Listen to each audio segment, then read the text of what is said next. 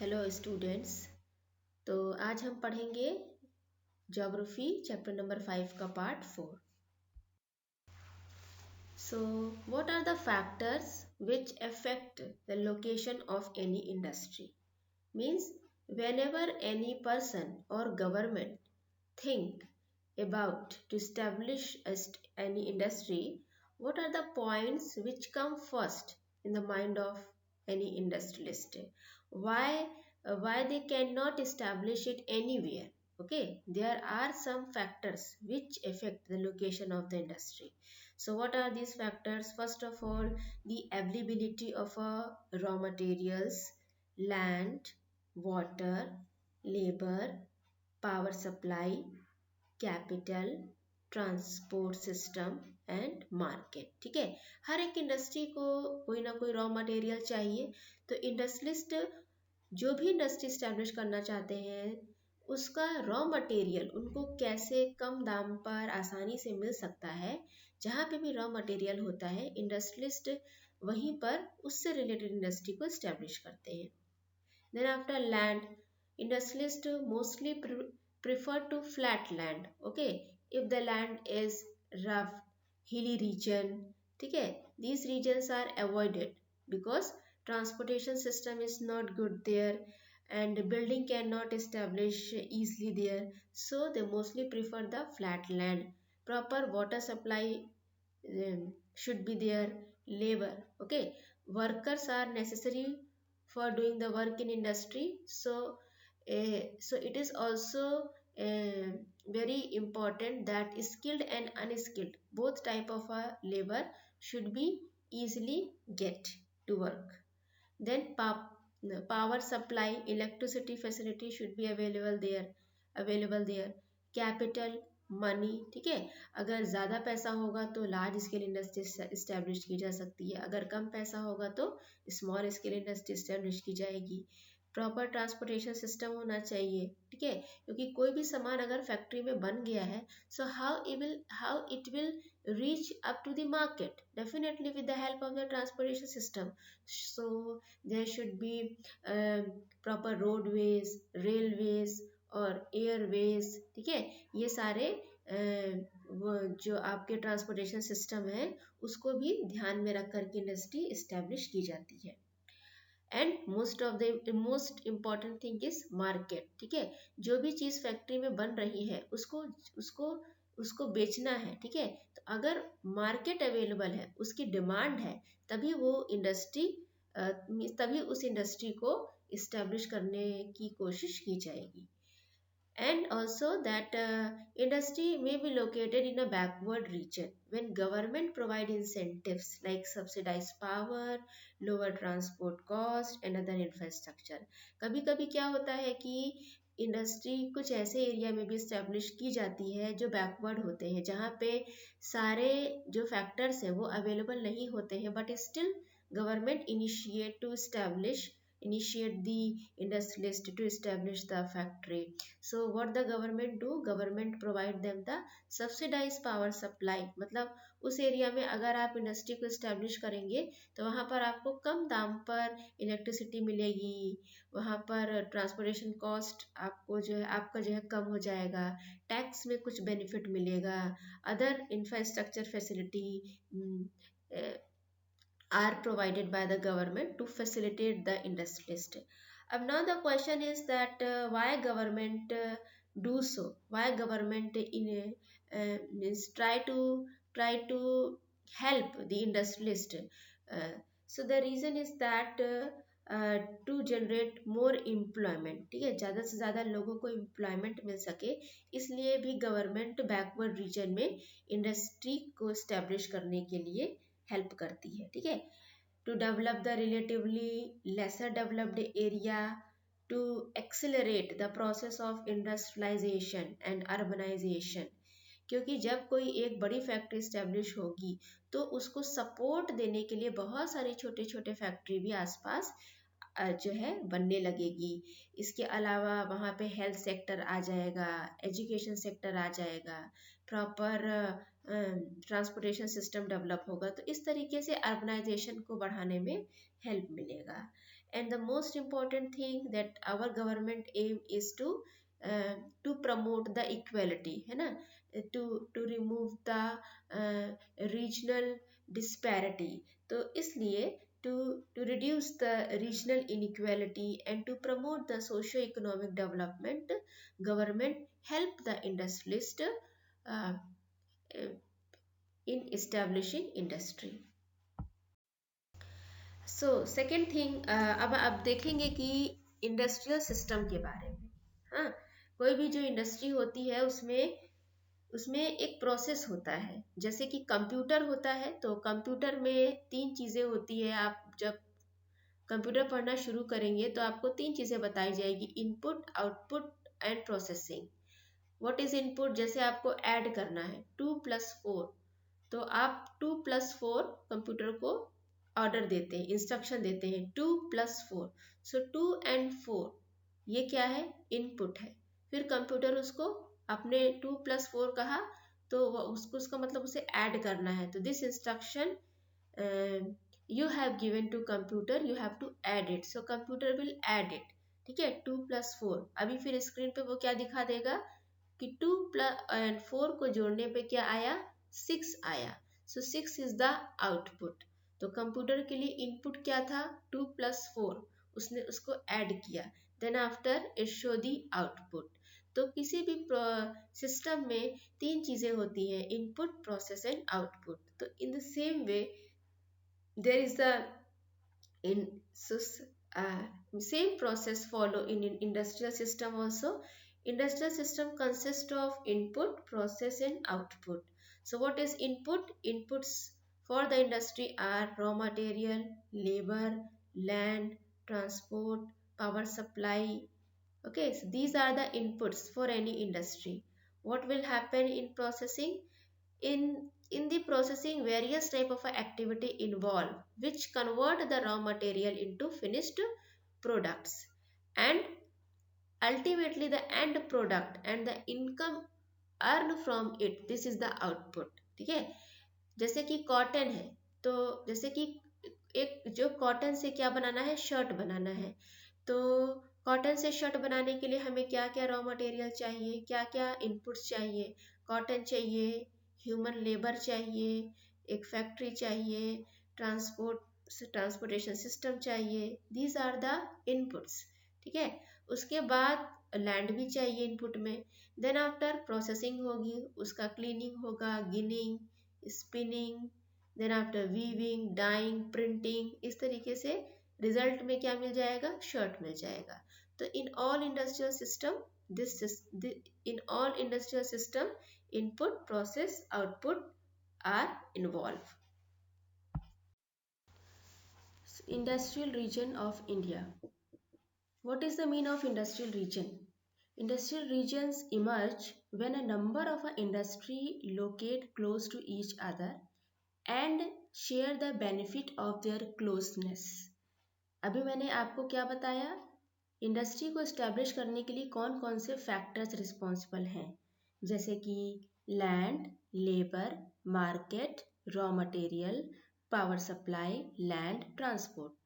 अब इंडिया में ये सारे फैक्टर्स जहाँ पर भी अवेलेबल होंगे वो जगह इंडस्ट्री इस्टेब्लिश करने के लिए ज़्यादा प्रिफर की जाएगी. Okay, so where all these factors are available, that region will be fruitful for establishing the industry. तो कहाँ पर ऐसी फैसिलिटी अवेलेबल थी जिसने वहाँ पर इंडस्ट्री को इस्टेब्लिश करने में मदद करी?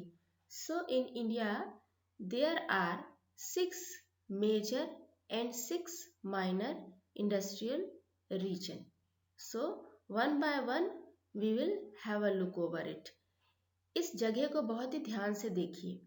कभी कभी क्या होगा कि मार्क आपको इंडिया मैप दिया जाएगा या वर्ल्ड मैप दिया जाएगा, वहाँ पे सर्किल कर दिया जाएगा एक पर्टिकुलर प्लेस पर, जैसे यहाँ पे सर्किल बने हुए हैं, और उसमें पूछा जाएगा कि बताओ यहाँ पे कौन सा इंडस्ट्रियल रीजन है. Okay, so put it in your mind also the industrial region with their name. तो जैसे कि आपको मैप में दिख रहा होगा ऑलमोस्ट 7 इंडस्ट्रियल रीजन। तो ये कौन कौन से हैं? जैसे कि अगर हम वेस्ट से शुरू करें, so number 1 is Ahmedabad Vadodara industrial region, Mumbai Pune industrial region, Kollam Thiruvananthapuram belt, Bangalore Coimbatore industrial region, Visakhapatnam Guntur industrial region, Kolkata Hooghly industrial region, Chota Nagpur industrial region, then Agra Delhi कालका सहारनपुर इंडस्ट्रियल रीजन। ये वाला जो रीजन है वो आपके बुक में गुड़गांव दिल्ली मेरठ रीजन लिखा हुआ है, तो दोनों ही चीज़ें सेम है, ठीक है, तो कंफ्यूज मत होइएगा। नंबर 1, मैं आप हर एक इंडस्ट्रियल रीजन के बारे में थोड़ा थोड़ा आपको बताऊंगी भी कि वो वहाँ पे क्यों बनाया गया इंडस्ट्रियल रीजन। तो पहले है Mumbai Pune industrial region. Okay, so this is western coast पर है ये। This is very important industrial region in the country. This region developed after the arrival of a British in India who develop the Mumbai sea port. आपको history में बताया गया होगा कि जो ब्रिटिश ईस्ट इंडिया कंपनी थी या जो ब्रिटेन था उसको बॉम्बे दे दिया गया था पुर्तगीज के द्वारा, ठीक है, और उसके बाद ही बम्बई को डेवलप किया गया है, ठीक है। तो बम्बई का सी पोर्ट भी डेवलप होगा क्योंकि ब्रिटिश के लिए तो ट्रेड बहुत इंपॉर्टेंट था, उनको एक्सपोर्ट करना होगा, इंपोर्ट करना होगा, तो for that purpose they develop the sea port and then later on this whole region developed as a industrial region. तो क्यों इस एरिया में ज़्यादा से ज़्यादा इंडस्ट्री स्टैब्लिश हो पाई? The development of this industrial region is closely connected with the history of the development of a cotton textile in cotton textile industry in India. So, what are the factor which prefer industrialists to establish the factory here? The humid climate, natural port facility, availability of hydropower, skilled labor, and a vast hinterland of the cotton. These are the main factors which help in the development of this industrial region. तो इस reason में more than 8,000 industries establish है, ठीक है, 8,000 registered industrialist हैं, मतलब registered industry है, उसके अलावा अनरजिस्टर्ड तो और भी सारी होंगी, ठीक है। ओके, सेकेंड इंडस्ट्रियल रीजन है जो है उसका नाम है कोलकाता हुगली इंडस्ट्रियल रीजन। ये ईस्टर्न कोस्ट पर है। तो the Kolkata Hooghly industrial region is located along the bank of the Hooghly river and the availability of agro raw material, for example jute, indigo, tea, nearness to coal field है ना, रानीगंज और झरिया, यहाँ से कोयला आता है यहाँ पर।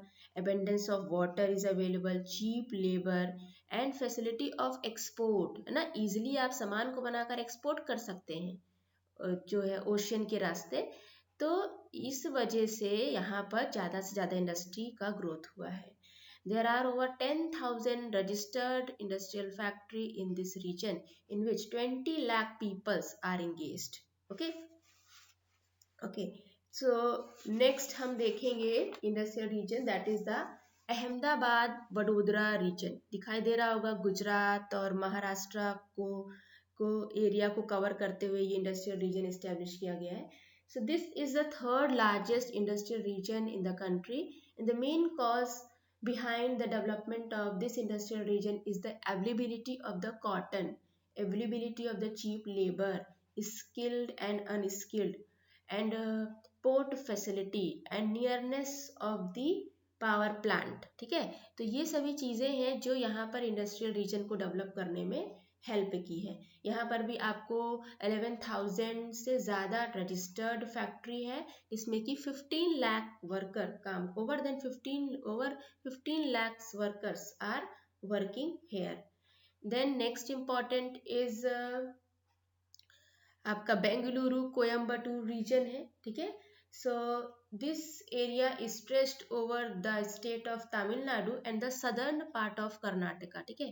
तमिलनाडु और कर्नाटका दोनों ही स्टेट में ये इंडस्ट्रियल रीजन जो है फैला हुआ है।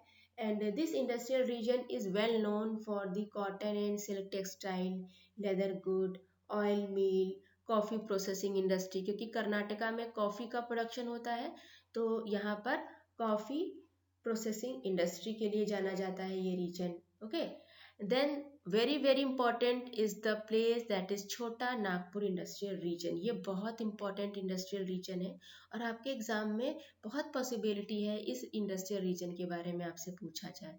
तो this industrial region stretch over Jharkhand, Chhattisgarh, Orissa, southern Bihar, western part of West Bengal. Okay, तो ये इंडस्ट्रियल रीजन बहुत ही ज़्यादा बड़ा है।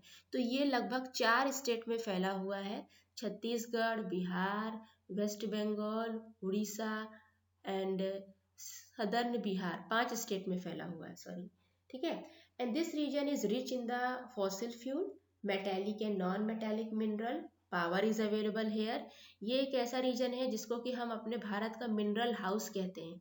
अगर कोई पूछे कि which place is known as the mineral house of India, तो your answer should be Chota Nagpur reason. ठीक है, तो छोटा नागपुर रीजन इंडस्ट्रियल बेल्ट है हमारे कंट्री की। एंड यहाँ पे कौन कौन सा इंडस्ट्री स्टैब्लिश है, तो यहाँ पे आयरन एंड स्टील, जो स्टील फैक्ट्री है, लोकोमोटिव फैक्ट्री है, सीमेंट फैक्ट्री है, फर्टिलाइजर फैक्ट्री है। ठीक है, ये सारा फैक्ट्री यहाँ पे अवेलेबल है। क्यों? क्योंकि यहाँ पे चीप लेबर है, वाटर सप्लाई बढ़िया है और नेटवर्क ट्रांसपोर्टेशन फैसिलिटी है, रॉ मटेरियल है। Because of that this area known as a industrial region. Then उसके बाद है आपका ये आगरा, दिल्ली, कालका, सहारनपुर इंडस्ट्रियल रीजन, जिसको कि हम दिल्ली गुड़गांव रीजन भी कहते हैं। ठीक है, this area emerge mainly after independence. ये जो रीजन है वो इंडिपेंडेंस के बाद डेवलप किया गया है। And the main industry of this region are engineering, electronics, chemical, textile, sugar and food processing industry. ठीक है, this industry is very, because this industry has these industrial region has been established in and around the national capital. So this is very peaceful region. So more and more industries are are promoted to establish. ठीक है, तो इस तरीके से मैंने आपको ये सारे इंडस्ट्रियल रीजन के बारे में बताया है। इसके अलावा आप बेंगलोर कोयम्बटूर इंडस्ट्रियल रीजन के बारे में पढ़िए, विशाखापट्टनम गुंटूर इंडस्ट्रियल रीजन के बारे में पढ़िए, कोल्लम तिरुवनंतपुरम बेल्ट के बारे में पढ़िए। तो आपको सारे एरिया के बारे में नॉलेज हो जाएगा और ये भी पता चलेगा कि वहाँ पे कौन कौन से इंडस्ट्री स्टैब्लिश है। Okay, so the next is the industrial region of the world. India के बारे में तो जान लिया कि इंडिया में कौन कौन सी जगह है जहाँ पर इंडस्ट्री स्टैब्लिश है। इसके अलावा वर्ल्ड के बारे में भी जानना है ना, वर्ल्ड में कौन कौन सी जगह है जहाँ पर इंडस्ट्रियल रीजन, कौन कौन सी जगह है जो इंडस्ट्रियल रीजन के रूप में जानी जाती है। तो major industrial region of the world are eastern North America. Are you able to see eastern North America? तो this is the eastern North America where high concentration of industries are found. इसके अलावा western and central Europe, आपको दिख रहा होगा western and central Europe map में। ठीक है, वहाँ पे देखो डार्क रेड कलर से मार्क किया गया है। देन ईस्टर्न यूरोप, फिर ईस्ट एशिया। ठीक है, so these are the major industrial region of the world. आप यहाँ पे ये देखेंगे कि most of the industries are located in the temperate region. ठीक है, टेम्परेट रीजन क्या होता है? 23.5 degree north and south to 66.5 degree north and south. इस एरिया में ज़्यादा इंडस्ट्री को इस्टेब्लिश किया गया है because of the favourable climatic condition near this. और आपको दिखेगा कि ये सारा फैक्ट्री सी पोर्ट के पास है and also specially near the coal field. तो यूरोप के जो इंडस्ट्रियल रीजन डेवलप हुए हैं वो कोल फील्ड को ध्यान में रख करके, सी पोर्ट को ध्यान में रख करके डेवलप हुए हैं। ठीक है, जैसे चाइना का जो ईस्टर्न कोस्ट है वहाँ पर आपको कोल मिलेगा। इस तरीके अमेरिका का भी जो ईस्टर्न पार्ट है वहाँ पर कोल मिलेगा। तो इस तरीके से near means these industrial regions are formed which is very near to the coal field and seaport and favorable climatic conditions. Okay, so यहाँ पर मैं इसको फिनिश करूँगी, और कोई भी जो है डाउट होने से आप मुझे कमेंट सेक्शन में लिख करके बताइए and I will answer that. ठीक है, गुड बाय।